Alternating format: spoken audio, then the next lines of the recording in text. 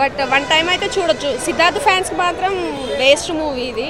So Siddharth ఇలా కూడా చేస్తారా అని ఫ్యాన్స్ కూడా డెఫినెట్గా అండి ఫ్లాప్ నాకు తెలిసి అయితే.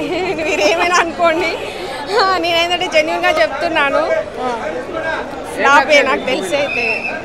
అంటే ల్యాగ్ ఉందండి, చాలా ల్యాగ్ ఉంది. అండ్ ఒకటే సీన్ని తిప్పి తిప్పి మళ్ళీ మళ్ళీ చూపించారు.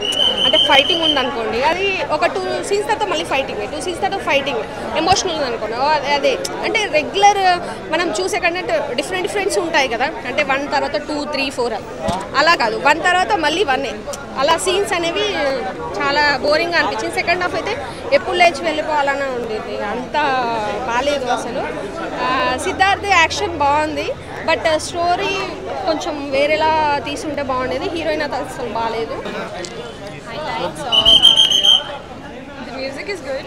The overall story itself is amazing. The way they showcase, how it turns out in the end, it's really great. And ippudunna generations ki konచెం పాత కాలం కాదండి, తీసింది ఈ కాలంలో. అంటే ఇప్పుడు ఉన్న how do I explain? Actually I'm not